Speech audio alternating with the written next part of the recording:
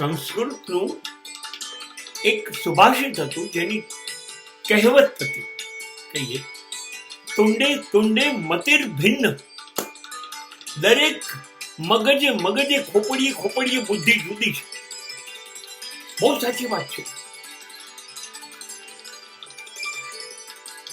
કોઈ એક બાબત અંગે પણ અનેક જણ જુદું જુદું વિચારતા હોય છે. એક જ બાબત અંગે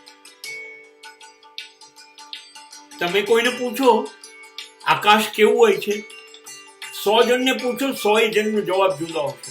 આકાશ બાબતમાં 100 જણ વચ્ચે મતભેદ છે. તો પછી 2 માણસો 3, 4, 5 માણસો વચ્ચે મતભેદ કેવી રીતે ના હોય જ. ક્યારેય કોઈ એક બાબતમાં 2 માણસ તો સંમત થાય નહીં. અને જો એ કહે કે હું તમારી સાથે સંમત છું તો શંકા કરવી, કેમ કે આ સંમત કેમ થાય છે? ઘણી વખત એ સંમત થવાનો દેખાવ કરતો હોય, અંદરથી આપણી વાતનો વિરોધ કરતો હોય, જાણતો હોય કે આ ખોટા છે અને છતાં આપણને ખોટું ન લાગે માટે એવું કહેતો હોય તમારી વાત સાચી, પણ મતભેદ તો છે, દેખાડતો નથી, અંદર છે. અને સાચું કહું તો જુદું વિચારવાની બુદ્ધિ હોવી જોઈએ દરેક માણસમાં. સંમત ના થઈ જવું જોઈએ. સંમત થઈ જવું, હામાં હા કરવી, ચમચાગીરી કરવી, એ તો ગુલામી છે. એ નબળા સમાજનું છે કામ. એ બુદ્ધિશાળી સમાજનું લક્ષણ નથી. એટલે આ બરોબર નથી એવું કહેવાની અને વિચારવાની છૂટ એ માનવીની સ્વતંત્ર લક્ષણ બુદ્ધિ છે. એ હોય જ. મતભેદ જુદું હોવું જ જોઈએ. એકબીજા વિશે જુદું વિચારવું જ જોઈએ. આનંદ થાય, સમાજ તંદુરસ્ત બને, કદાચ મંદુરસ્ત બને. મતભેદ હોવા જોઈએ, પણ મનભેદ ના હોવા જોઈએ.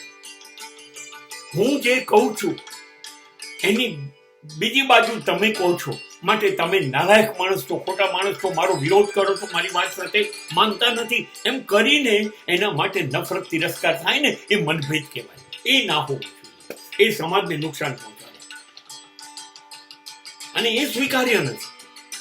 મતભેદ સ્વીકાર્ય છે, મનભેદ સ્વીકાર્ય નથી. મતભેદ સમાજ માટે બહુ જરૂરી છે. તો જુદા જુદા ખૂણાનો પરિચય થશે કે આ બાબતમાં આમ પણ હોઈ શકે, આમ પણ હોઈ શકે. માટે મતભેદ હોવા જ જોઈએ, થવા જોઈએ. મગજ ફાટી જાય, આકાશ ફાટી જાય એવી હદે ચર્ચાઓ થવી જોઈએ. લાગે કે હવે આ લોકો એકબીજાને માથાફોડી કરશે પોતાના મતને સાચો કહેવા માટે, એવી ચર્ચા થવી જોઈએ. એ મતભેદ છે, જરૂરી છે. પણ એ ઝઘડ્યા પછી જોડે બેસીને ચા કે કોફી પીવાની અને એકબીજાને ધબ્બો મારવાની અને હસીને વાતો કરવાની અને પહેલા જેવા સંબંધો કરી નાખવાની ખાતરી હોવી જોઈએ. આને મતભેદ કહેવાય. આ સમાજ માટે બહુ જરૂરી છે.